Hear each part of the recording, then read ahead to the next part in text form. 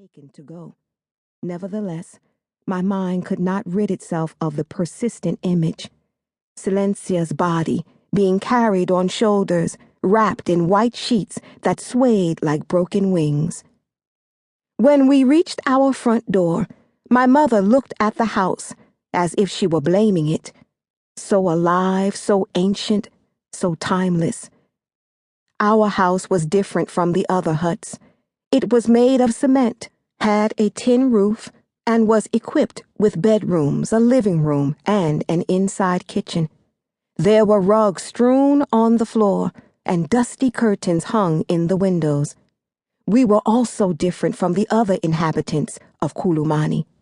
In particular, my mother, Hanifa Asalua, was different, for she had some education and was the daughter of educated parents. On our way back from the funeral, I noticed how beautiful she was. Even with her head shaved in compliance with her mourning, her countenance belied her grief. For some time, she eyed me as if weighing up how precious I was to her. I thought there was a maternal tenderness in her look, but her words were shaped by other feelings. You'll never have to experience a mother's grief.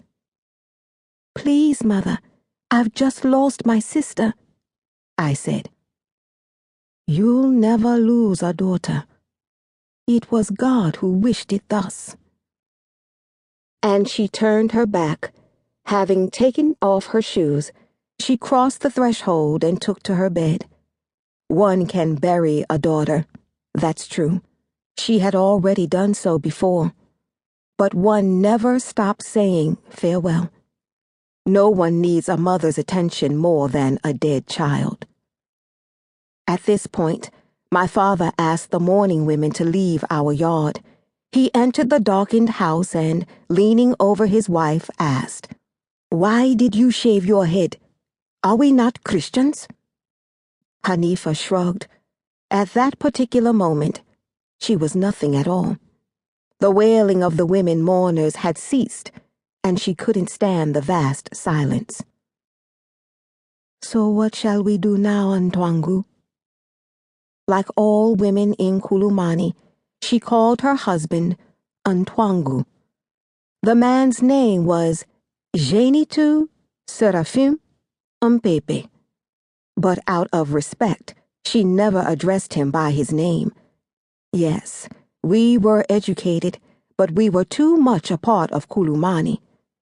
All our present was made up of our past. At that moment, her husband nestled up to her and spoke with a gentleness that she wasn't used to, each word a cloud patching up the skies. What shall we do now? Well, now we shall live, woman. I don't know how to live anymore, Ntwangu. No one knows how to. But that is what our daughter is asking us to do, to live. Don't talk to me about what our daughter asked. You never listened to her. Not now. Don't talk about that now, woman. You didn't understand my question. What shall we do with that bit of our daughter we didn't bury?